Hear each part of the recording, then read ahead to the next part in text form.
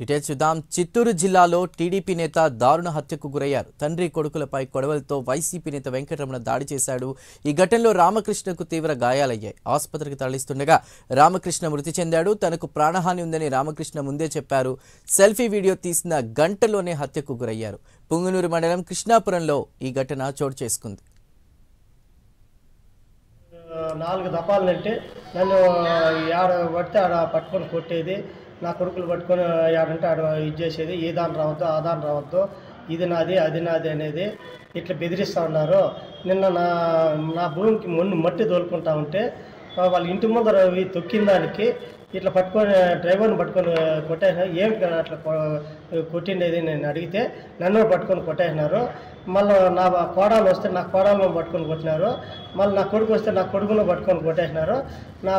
అంతకు ముందు చంద్రబాబు గెలిచినప్పుడు టపాసులు కాల్చి కేక్ కోస్తూ ఉంటే స్కూటీలో వచ్చి కేక్ను గుద్దుకొని వెళ్ళిపోయి నా పిల్లలకి 2 కాళ్ళు ఇది చేసినారు. అప్పుడు కంప్లీట్ చేస్తే అప్పుడు పట్టించుకోలేదు.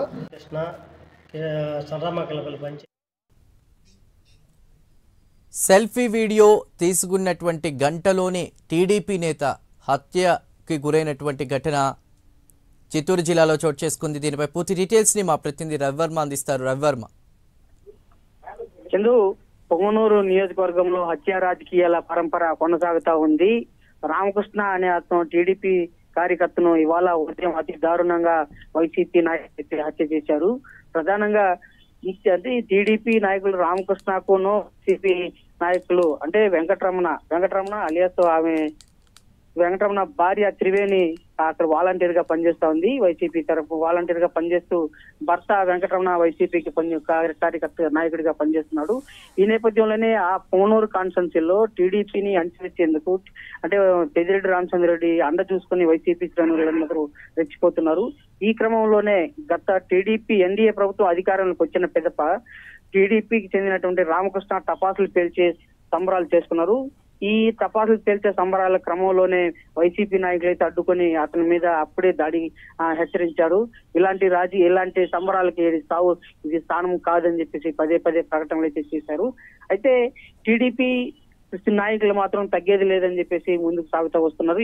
ఈ క్రమంలోనే గత నెల రోజులుగా టీడీపీ నాయకులు రామకృష్ణ తమ ఇంటి చుట్టూ ఉన్నటువంటి స్థలాన్ని చదును చేసే క్రమంలోనే ఈ నేపథ్యంలోనే మట్టి తోలుకుంటుండగా ఈ వైసీపీ తాన్ని అడ్డుకునేందుకు ప్రయత్నం చేస్తారు. ఈ అడ్డుకునే ప్రయత్నంలో వాళ్ళు అయితే జరిగాయి. గత 4 పర్యాయాలు వైసీపీ నాయకులు అయితే రామకృష్ణ మీద దాడి చేసినటువంటి ఘటనలు కూడా ఉన్నాయి. అయితే గత నెల 17వ తేదీన తనకు ప్రమాదం ఉంది, హత్య చేస్తారు, తనకు ప్రాణహాని ఉందని చెప్పేసి రామకృష్ణ ఒక సెల్ఫీ వీడియో విడుదల చేయడమే కాక పోలీసులకు సైతం ఫిర్యాదు చేశారు. పోలీసులు వాళ్ళని పిలిచి విచారించి వదిలిపెట్టేశారు. అయితే తమ మీద పోలీసులకు ఫిర్యాదు చేస్తామనే నెపంతోనే రామకృష్ణని ఇవాళ ఉదయం అతి దారుణంగా హత్య చేశారు. పాలవేన్లో వచ్చినటువంటి వైసీపీ నాయకులు ఇతను పొలం వద్దకు వెళ్తున్నారు. తన కుమారుడు సురేష్ ను వెంట పెట్టుకుని పొలం వద్దకు వెళ్తుండగా పాలవేన్లో వస్తున్నటువంటి వైసీపీ నాయకులు వెంకటరమణ అతనికి మరో 4 కలిసి ఇతని కత్తితో దాడి చేసి తరుముకుని వెళ్లి దారుణంగా హత్య చేశారు. అయితే ఇలాంటి పరిస్థితిని చూసి భయాందోళనకు అయితే గురయ్యారు. చెత్తగాత్రుల్లో సురేష్ తీవ్రంగా గాయపడిన సురేష్ ను మదనపల్లి ఏరియా ఆసుపత్రికి తరలించారు. మదనపల్లిలో చికిత్స పొందుతున్నాడు.